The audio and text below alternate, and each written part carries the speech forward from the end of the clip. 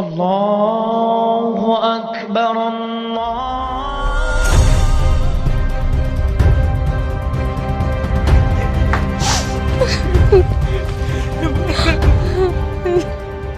বাবা, এসব কি হয়ে গেল?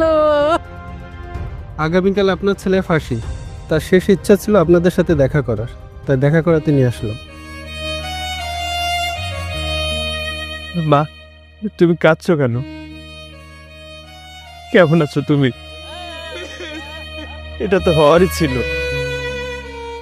বাবা, কি ব্যাপার? তুমি কাঁদছো কেন? বাবা, তুমি নিজেকে শক্ত করো। তুমি যদি শক্ত না হও, তাহলে আমাদের পরিবারকে কে দেখে রাখবে বলো?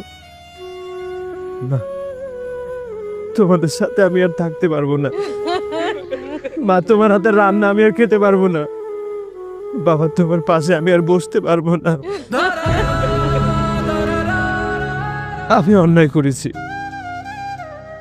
আমি পাপ করেছি, তার শাস্তি আমাকে পেতে হবে মা। আমি খুন করেছি, হ্যাঁ, আমি আমার এই নিজের হাত দিয়ে দুইটা খুন করেছি। বাবা, তুই কেন নিজের হাতে আইন তুলে নিলি? কেন তুই এই কাজটা করতে গেলি? তাহলে আর কি করতাম মা? আগামীকাল আমার ফাঁসি, কিন্তু আজ আমার মোটেও খারাপ লাগছে না। কেন জানো? কারণ আমি জানি আমি কোনো ভুল করিনি, আমি কোনো অন্যায় করিনি।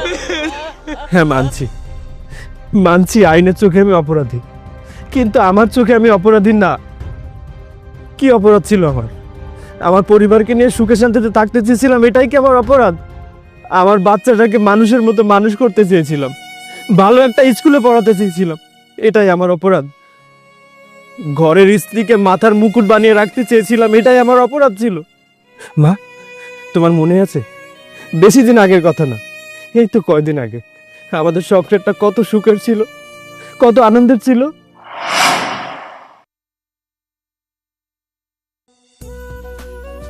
মা, মা, মা, কি হয়েছে বাবা? ডাকছিস কেন? কি হয়েছে বাবা? আমার এয়ার টিকিট চলে এসেছে, আগামী 13 তারিখ আমার ফ্লাইট। অবশেষে স্বপ্ন সত্যি হলো। কতদিন কত মাস অপেক্ষা করেছি এই দিনটা দেখার জন্য। অনেক খুশি লাগছে মা। 13 তারিখে ফ্লাইট? আজ তো 10 তারিখ, মাঝে তো আর মাত্র 2 দিন সময় আছে। এত অল্প সময়